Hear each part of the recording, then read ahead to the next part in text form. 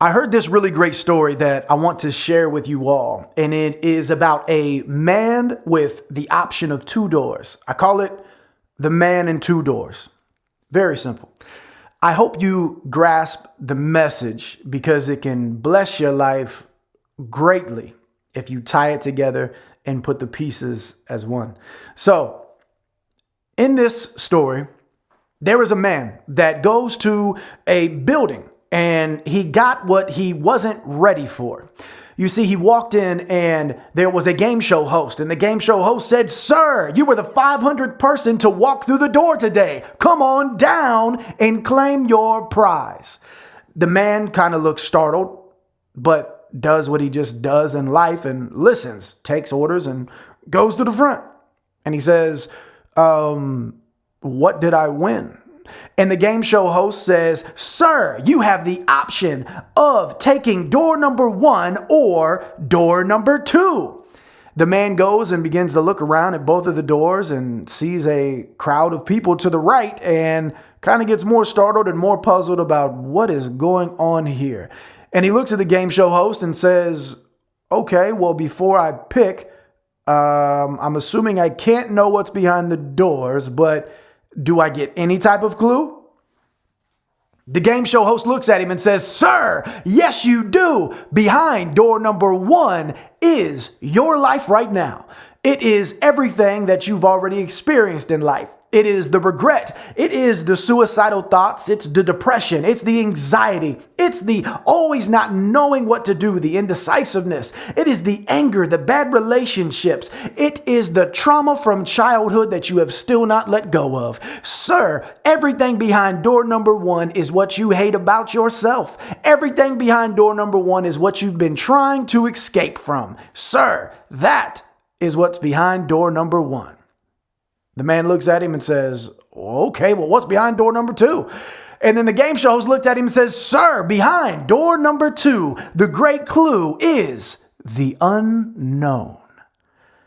And then the man just kind of looks at the game show host and looks over at the crowd of the people, and they all kind of gasp like, oh, they're so excited. They're ready to see what he's going to choose because they want to know themselves.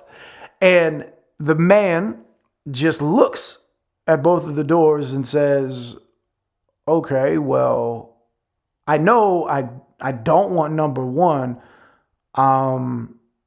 Do I have to make a decision right now?" And the game show host says, "No, sir, you can go home, sleep on it, but you have to make a decision tomorrow.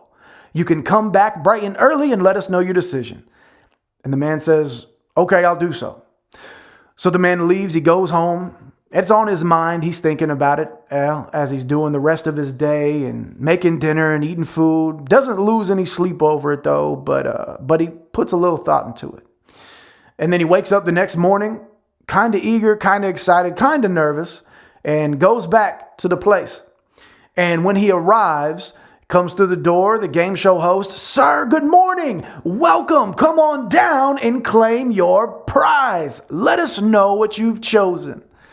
The man walks down, the people all gripping their shirts, gripping the seats, gasping still, waiting to see because they've been waiting to see his choice, what he's going to make. The man gets down there and without hesitation, he says, "I've made my choice." And the game show host says, "Great, what will it be? Door number 1 or door number 2? And then the man just looks at him and says, "I take door number 1.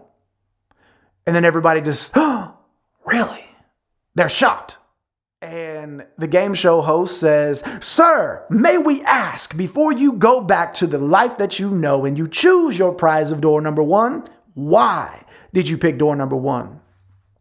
The man says, "Well, I already know door number 1. Door number 2, I don't know what's behind there. I mean, that's real risky. Who knows what's behind there? But door number 1, yeah, even though it's the life that I've been wanting to escape from and that I hate, and I've, thought about ending my life over it, it's what I know.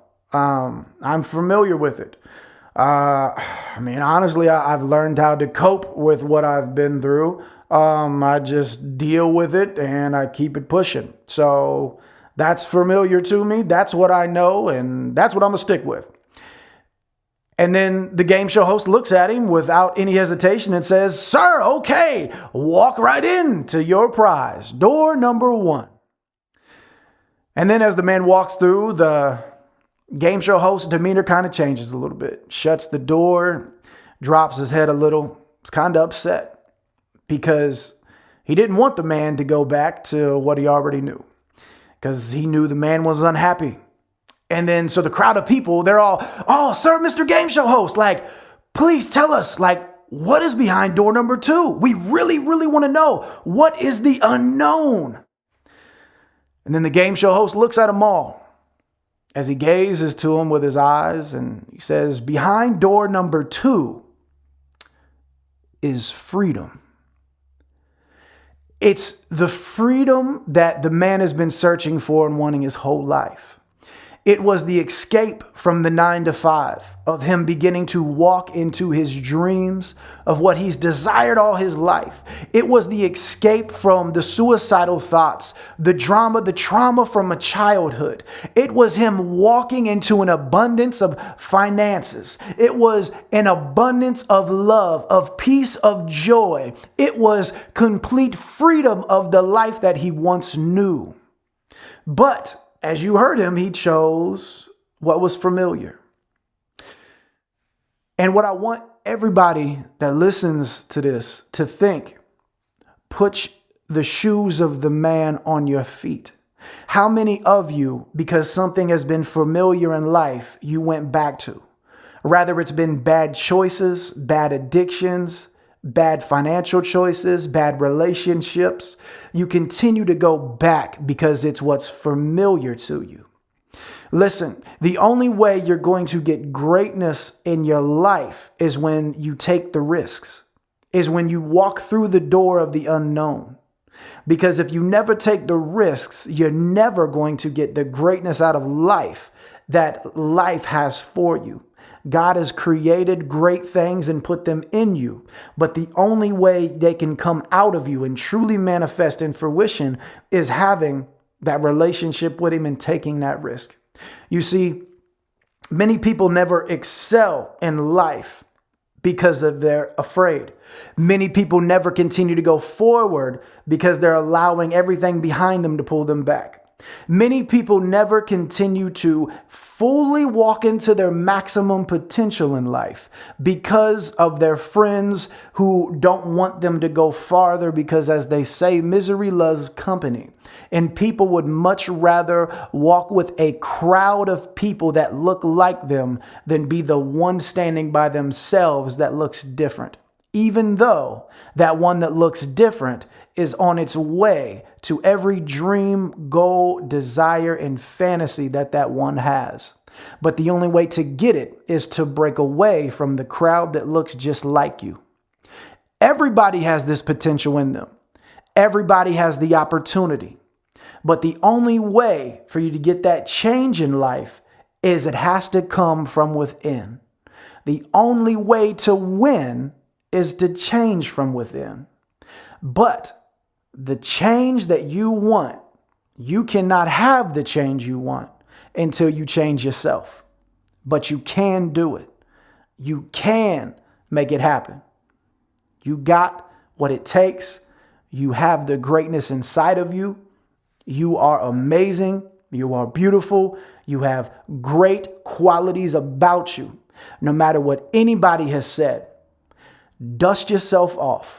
Continue to run, continue to climb, continue to learn, continue to expand every piece of you that needs to be. Everything that somebody told you you weren't good for, it's probably what you were meant to do. Continue to run towards your goals regardless of what anybody says or how they view you. Because greatness has chosen you. So make sure that you choose greatness. You can do it. Warriors, let's go.